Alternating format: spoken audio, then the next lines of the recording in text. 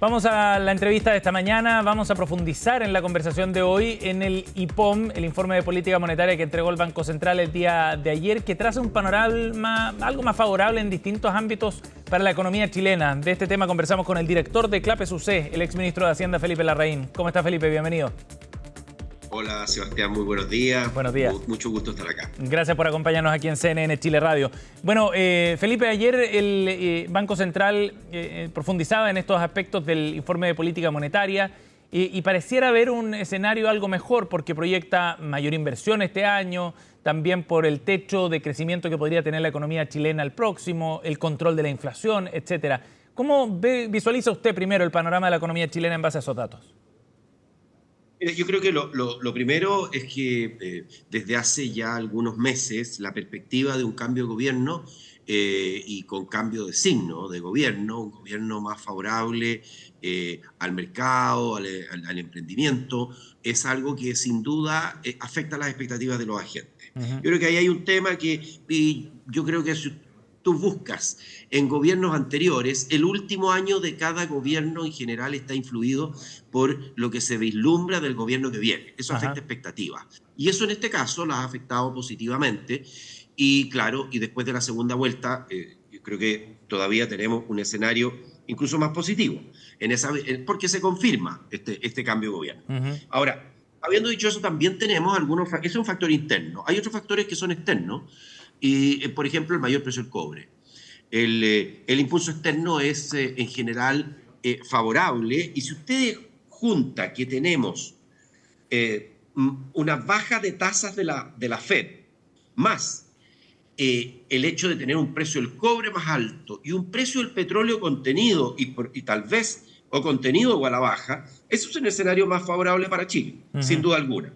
Entonces me parece que las condiciones externas e internas son favorables y eso hace que el rango de crecimiento se ajusta. Lo ajusta el Banco Central, lo tenía en 1,75, 2,75, ahora 2 a 3. Quiero decir sí porque uno siempre tiene que expresar lo que pasa con su casa, ¿no? Mi casa en este caso, Clapes, UC, la Universidad Católica. ¿Sí? Nosotros habíamos dado a conocer nuestro informe macroeconómico del tercer trimestre, lo dimos a conocer el día lunes de esta semana, justo antes del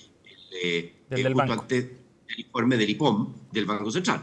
Y aquí coincidimos completamente porque el rango que nosotros habíamos planteado, que era más optimista que el IPOM anterior, es 2 a 3. 2 a 3 y tal vez con un moderado sesgo al alza. Eso, Felipe, o sea, el gobierno de José Antonio Kast entonces parte con viento a favor. Moderado, sí.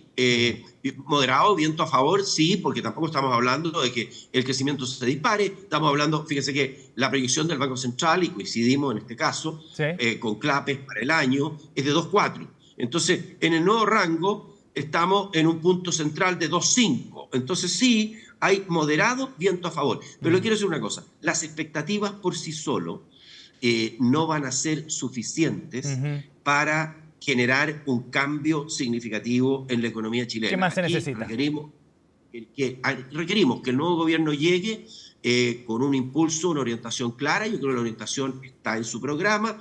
Hay que ver entonces cómo se materializa a partir del 11 de marzo esta nueva impronta en que vamos a tener una lucha, lo ha dicho el presidente electo, lo ha dicho su equipo económico, una lucha contra la permisología, que sabemos que nos está ahogando, y aquí quiero reconocerle algo también al gobierno que se va, que sí hubo un progreso en el cual nosotros como Clapes UC estuvimos presentes también apoyando el proyecto de permisos sectoriales, que es un avance en permisología. ¿Y por qué es un avance? En 2 palabras. Porque en primer lugar sustituye algunos permisos por declaraciones juradas. Claro. Esto es un avance. Es un avance porque disminuye los tiempos. Es distinto solicitar un permiso que hacer una declaración jurada. Por supuesto, esto se puede hacer solo respecto de algunos permisos. Y en otros permisos va a correr lo que se llama el silencio administrativo positivo.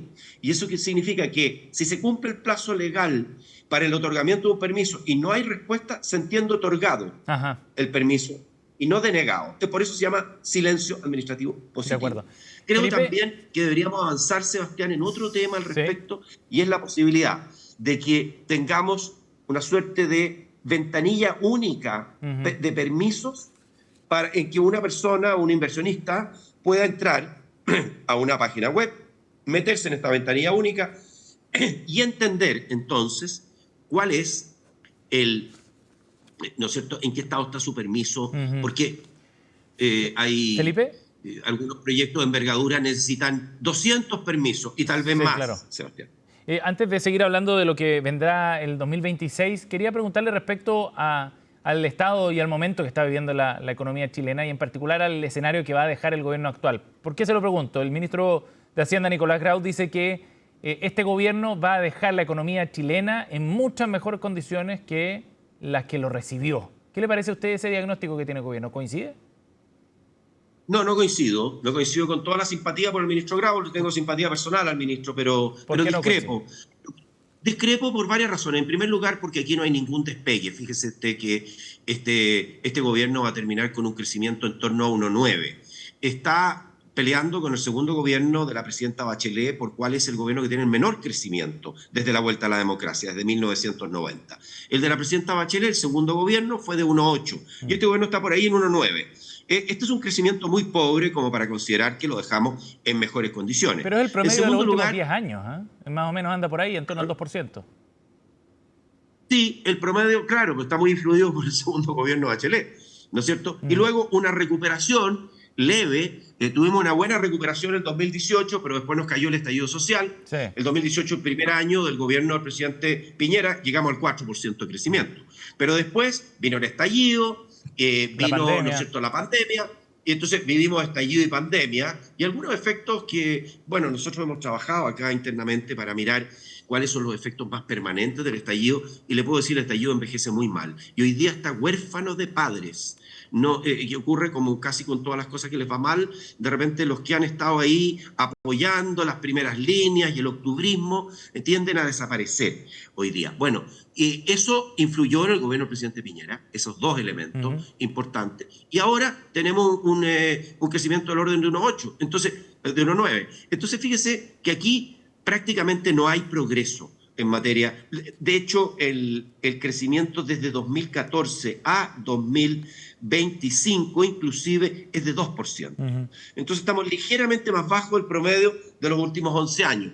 Yo creo que esto, mire, si es 1,9, si es 2, yo no voy a hacer un punto por una décima, pero una décima de crecimiento. Pero sí decir que este es un tema muy importante como aspecto central dentro de los desafíos del próximo gobierno, recuperar el crecimiento económico. Ministro, pero de todas maneras, más allá del crecimiento económico propiamente tal del promedio, que por cierto que es un indicador muy relevante, pero a lo que apuntaba el ministro Grau también tiene que ver con que la inflación aquí disminuyó, decía que había un problema de déficit externo, que el crecimiento trimestre a trimestre decaía, que no había el impulso de la inversión que tenemos en este momento. ¿Qué dice usted sobre esos otros puntos, otros termómetros de la economía? Claro. Mire, lo primero decir que adjudicarse al gobierno actual y al gobierno, al Ejecutivo, la caída de inflación me parece que es excesivo porque, y no corresponde. Primero que nada porque el ente rector sobre la inflación y el que tiene en su carta orgánica el control de la inflación es el Banco Central. Entonces el Banco Central. Ahora, yo reconozco que este gobierno, y si ahí hay un punto, este gobierno en el primer año, en particular el 2022, aplicó el presupuesto que fue aprobado en el último año del gobierno del presidente Piñera. O sea, eso es cierto y eso significó un ajuste importante que había que hacer. O sea, yo esa parte sí creo que es razonable y reconocible. Desde ahí en adelante, lo que hemos tenido son 3 años, 2023, 24 y 25, de incumplimiento de la meta fiscal. Hemos tenido un aumento de la deuda, un incumplimiento por 3 años consecutivos de la meta fiscal. Fíjese que la meta de balance estructural, por ejemplo, que el propio gobierno la puso en 1,6, corregida, porque primero fue 1,1, después 1,6 y terminamos entre 2,2 y 2,5. No sabemos todavía cómo vamos a terminar porque estamos todavía en ejecución del mes de diciembre. Sí. Entonces, creo que en el tema fiscal estamos al debe en crecimiento, estamos al debe en materia fiscal. ¿Y para qué vamos a hablar en materia de empleo? Ahí estamos muy al debe porque ha habido escasa creación de empleo. Incluso hubo un trimestre móvil en que creamos unos pocos cientos de empleo en 12 meses. Ujú. Fue una cosa circunstancial, pero creamos muy poco empleo y ha habido un desempleo que permanece sobre el 8% por más de 36 meses consecutivos o trimestres móviles. Entonces tenemos, la verdad que es una situación, tenemos una emergencia laboral, como lo han clasificado algunos de mis colegas. Tenemos una situación de deterioro fiscal y un crecimiento bastante paupérrimo. En materia de inversión, sí, por supuesto, reconocer que ha habido un aumento en este año, en este año y particularmente en el último trimestre hay un aumento de las proyecciones de inversión por parte del Banco Central que responde en parte no menor, a este cambio de expectativas que comentábamos hace un momento, Sebastián, que cuando entra un nuevo gobierno, en este caso un gobierno de signo distinto, que trae mejores expectativas para el futuro en materia económica, bueno, que hay una respuesta de la inversión antes que Ajá. se produzca el cambio de gobierno. O sea, usted le atribuye más importancia y más peso en ese cambio de la tendencia de inversión a las expectativas futuras más que al actuar del propio gobierno, digamos. Por supuesto. Ujú. Por supuesto. Este es un gobierno que está de salida, no hay Ajá. duda. No hay duda. Entonces aquí lo relevante es qué es lo que van a hacer las autoridades que vienen. Claro que sí. ¿No? Felipe, y hablemos de eso, de lo que viene a partir del 11 de marzo. ¿Cuál cree usted que es el principal desafío? Ya mencionábamos el tema de los permisos sectoriales y agilizar esos procesos, pero el principal desafío para poder reactivar de manera estructural y de mediano a largo plazo la economía chilena.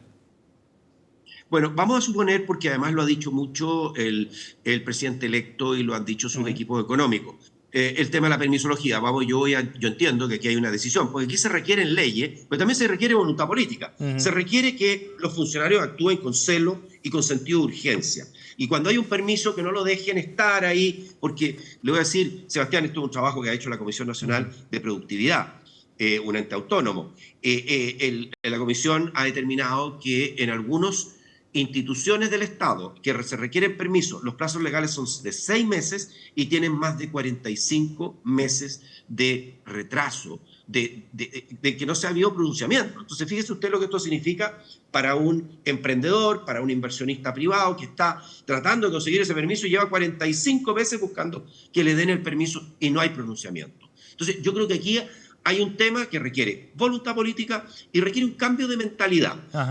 Me parece que el cambio legal es importante, pero no es lo único.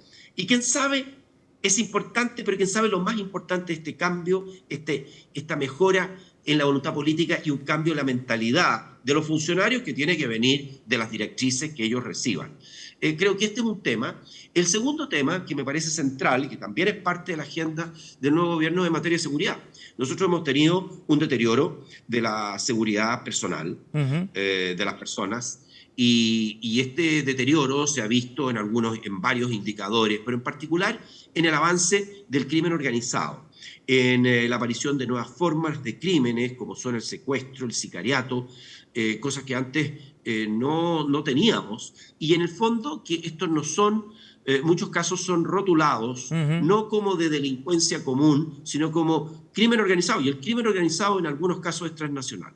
Y por eso es que es muy importante también la cooperación con otros países en desarticular estas bandas de criminales que están operando en nuestro país. Felipe, y por último, antes de que se nos vaya el tiempo de la conversación, ¿cómo ve usted los nombres que suenan hoy día para ser ministro de Hacienda? El de José Luis Daza está sobre la mesa, no necesariamente en Hacienda, pero como ministro de Economía también, o eventual triministro, según él mismo confirmó. El nombre de Jorge Quirós. ¿Qué le parece y cómo evalúa esos nombres para el gabinete de José Antonio Kast? Bueno, yo creo, en primer lugar, creo que la persona que ha acompañado a José Antonio Kast desde hace ya bastantes meses es Jorge Quirós, aquí en Chile, y él ha tomado la conducción del equipo económico. Yo lo he dicho públicamente, así que no tengo problema en reiterarlo, que a mí me parece que el Ministerio de Hacienda queda en muy buenas manos con Jorge Quirós. Lo conozco a Jorge hace 30 años, es un colega a quien respeto mucho. Él no ha sido un académico. Es distinta las vidas profesionales de los tipos que son profesores universitarios, académicos. Ese es mi caso, pero Jorge ha sido un consultor, y un consultor muy exitoso que tiene un conocimiento muy acabado de los distintos sectores de la economía y una capacidad profesional muy alta. Yo lo tengo en gran estima. Así es que me parece que, reitero, queda en muy buenas manos, quedaría en muy buenas manos el Ministerio de Hacienda con él. Y José Luis Daza, una persona, yo también lo conozco, tengo el gusto he tenido muchas instancias de poder compartir con él, escucharlo, intercambiar opiniones, y también tengo muy buena opinión de José Luis, así que la cosa lo sabemos si se va a venir o no se va a venir, porque él está en este momento como viceministro en el gobierno del presidente Milei en Argentina. ¿Sería un buen nombre en todo caso? Sí, yo creo que es un buen nombre. Es un buen nombre, una persona con mucha capacidad, con mucha comprensión de los temas económicos. Además, creo que es un muy buen comunicador, José Luis. Así que me parece que también es un buen nombre. Se va empezando a conformar. Y creo que hay una cosa que es importante también, Sebastián, y es que hay gente del mundo que viene, que ha apoyado en segunda vuelta, por supuesto, al presidente electo y que puede ser parte, y aquí hay que mirar un poco los desarrollos políticos, puede ser parte de una coalición más amplia en que también se integre Chile Vamos. Yo creo que estamos hoy día, por ejemplo, estamos en lo que fue un apoyo electoral. A ver si ese apoyo electoral se traduce en un apoyo y en la conformación de una coalición de gobierno en la cual puedan entrar gente que quiera aportar, que tenga experiencia al gobierno del presidente Kast. Felipe, lo último, esta idea de un triministro, por ejemplo, economía, energía, minería, ¿le hace sentido? ¿Usted conoce bien cómo funcionan los ministerios desde el punto de vista práctico para conseguir los objetivos que se plantean en esas carteras? Mire, yo no sé si podemos ser tan ambiciosos de un triministerio, pero puede intentarse un biministerio, un biministro, más que un biministerio, y ver cómo anda eso. Por ejemplo, un ministro de Economía y Energía, ¿no es cierto? No sé si le pondría también minería, ¿no? Y además hay que entender una cosa, esto es como una señal de austeridad, porque no es mucho lo que ahorramos con el sueldo de un ministro, pero es una señal de que tal vez estamos buscando algo más a futuro, ¿no es cierto? Que es una, ¿no es cierto?, de que se fusionen un par de ministerios, cosa que podría ocurrirse. Siempre se ha hablado de vivienda y urbanismo y bienes nacionales. Claro, por ejemplo, yo creo que ese es un caso bastante claro de poder hacerlo, pero el fusionar es un proceso legislativo, no es una cosa que ocurra de la noche a la mañana, por eso que tal vez como señal puede ser interesante, pero yo buscaría no sobrecargar a una persona con 3 ministerios. Bien. Creo que hay casos de biministerio y en particular economía tiene harto tema. Yo no sé dónde va a estar, por ejemplo, radicada, y esto es un tema súper importante, no sé dónde va a estar radicado unidad para la permisología, unidad de destrabamiento de nuestra burocracia, unidad en que los permisos se van a hacer más fáciles. Esto podría estar en economía, podría estar en Hacienda o podría estar en presidencia. Ese tipo de definiciones son importantes. De todas maneras. Felipe Larraín ha estado con nosotros, director de Claves UC y ex ministro de Hacienda. Felipe, gracias por el contacto. Mucho gusto, Sebastián. Igualmente, hasta luego. Buenos días. Son las 11:03 y la temperatura sigue subiendo en Santiago y ya supera los 23 grados en otro día caluroso acá en la capital. Cielos despejados para hoy, máxima cercana a los 29, 30 grados. Pausa y ya volvemos.